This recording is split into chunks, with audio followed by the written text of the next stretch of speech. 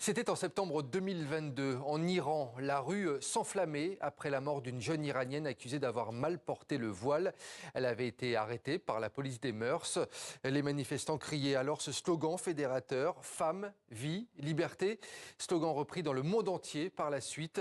Alors pourquoi ce cri du cœur a-t-il tant marqué et que reste-t-il de ce mouvement aujourd'hui? On en parle avec Philippe Lemoine, entrepreneur et essayiste, auteur du livre « Un espoir pour le 21e siècle ». Femme, vie, liberté, c'est aux éditions L'Aube.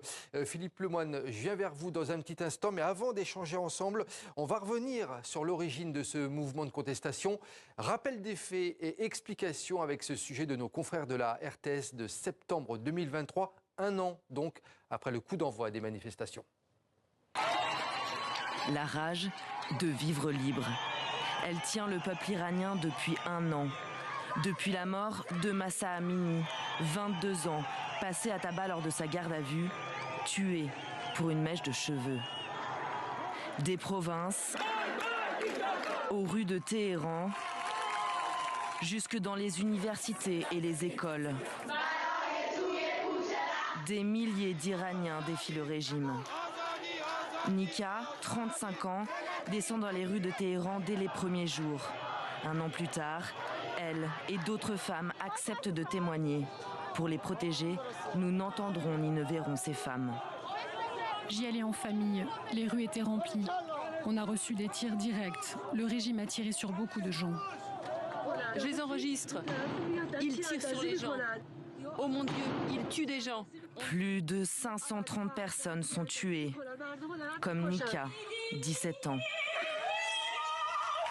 ou Sarina, 16 ans.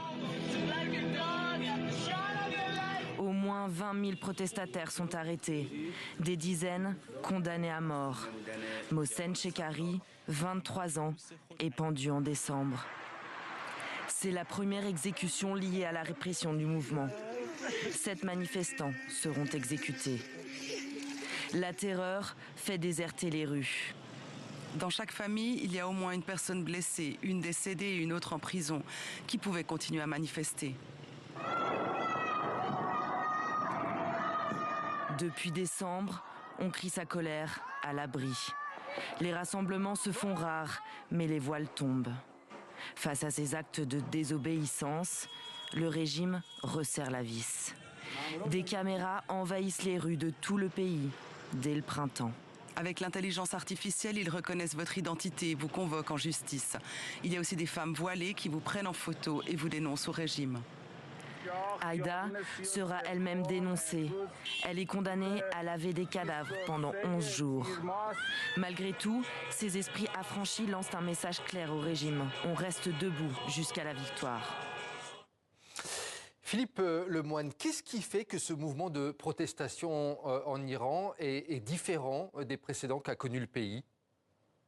Écoutez, moi, je ne suis pas un spécialiste de l'Iran. Je fais partie d'un collectif avec beaucoup d'Iraniens qui s'appelle Baraye, Ensemble. C'est le nom de la musique, de la chanson qui a porté ce mouvement en Iran, Baraye, à cause de tout ce qui se passe, on se mobilise. Mais en revanche, moi, je travaille mondialement sur le fait qu'on est dans un monde dans lequel on n'a plus beaucoup d'espoir, plus beaucoup d'horizons. Et ce slogan, Femme, vie, liberté. On a organisé plusieurs soirées de soutien à Paris, comme il y en a eu à New York, comme il y en a eu à Berlin. À chaque fois qu'on prononçait ces termes, on voyait une espèce d'élan incroyable qui montrait à quel point ça frappait juste. C'est un horizon d'espoir, ce slogan, pour l'Iran, parce que les choses continuent, mais aussi pour le monde, parce qu'on est en panne à l'heure actuelle dans la façon de se représenter l'émancipation, et on ne va pas pouvoir continuer avec nos visions occidentales, de tourner sur nous-mêmes. On a besoin de s'ouvrir à ce qui se passe dans le monde, et ce qui se passe par exemple en Iran, pour renouveler notre conception du monde. Et ce qui a été formé en Iran, c'est une conception extrêmement ambitieuse des choses. Derrière le mot « femme », il y a la réalité d'une première révolution dans le monde qui est entièrement impulsée par des femmes, avec des conceptions extrêmement intéressantes, on ne va pas les développer maintenant, du féminisme qui permettent d'apporter beaucoup à ce qui se passe aujourd'hui en Occident. Vie, le terme vie qui vient en second, il est proche du terme femme, si vous voulez, mais ça renvoie à l'écologie parce que en Iran, il y a une crise écologique gravissime. La qualité de l'air, la qualité de l'eau, l'ensemble des données, une température. Nous, on se plaint de la vague de canicule que l'on connaît, mais on a des températures qui peuvent atteindre 50, 51, 53 degrés dans certaines villes d'Iran. C'est terrible, mais en même temps, et on n'est pas habitué à ça avec l'écologie chez nous, c'est un mouvement que les sociologues iraniens ont qualifié de mouvement social de la joie de vivre. C'est-à-dire qu'on relie l'écologie avec non pas l'éco-anxiété, mais avec l'idée de la libération, un peu ce que Freud avait appelé le combat d'Eros contre Thanatos, le plaisir contre l'instinct de mort. Le régime des mollahs est tellement devenu le symbole de régime de personnes vieilles qui plaident pour le tragique, pour une conception abominable de l'existence, que vraiment c'est une espèce de libération de la joie et du plaisir. Et la liberté, c'est également un concept chez nous puissant, mais qui est un concept qui est en train de partir un petit peu en quenouille quand vous voyez les différents combats qui existent, ce qui se passe en Iran, ce qui se passe, je voyais votre journal, en Ukraine.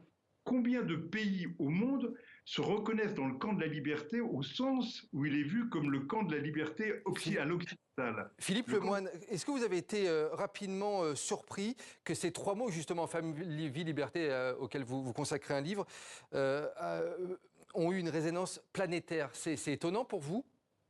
Non, écoutez, non, parce que je pense que moi j'anime une fondation qui s'appelle le Forum d'Action Modernité avec un S, dont l'idée de base est que la course de la modernité, les combats pour l'émancipation ne sont pas terminés. Mais ils doivent absolument s'ouvrir à d'autres conceptions du monde. Donc il faut être attentif à ce qui se dit en Afrique, à ce qui se dit en Amérique latine, etc. Là, c'est en Iran, dans lequel, en Iran, les choses s'expriment de façon absolument impeccable. Vous voyez, c'est d'une révolution dans la révolution. Ce qui se passe à l'heure actuelle en Iran, c'est une dénonciation de l'espèce d'hypocrisie de ce qui a été institué en 1979 lors de la révolution des mollahs, dans lequel il y avait à la fois des courants progressistes, tous les courants marxistes, populistes, progressistes iraniens, et en même temps un combat religieux. Et les deux ont débouché sur un régime dans lequel le religieux a pris le pas sur le reste et donc imposait le fait qu'il y ait un renouvellement des conceptions. On était un petit peu tombé dans le panneau, je ne vais pas vous le développer aujourd'hui, mais il y a eu malheureusement des papiers d'un très grand penseur qui est Michel Foucault en 1979 qui disait finalement cette espèce de retour religieux que l'on voit en Iran, est-ce que c'est pas l'avenir du monde? Ben non. C'est pas l'avenir du monde. C'est au contraire. Philippe Lemoine, je vous coupe, mais parce qu'il y a une phrase qui m'a marqué dans votre livre.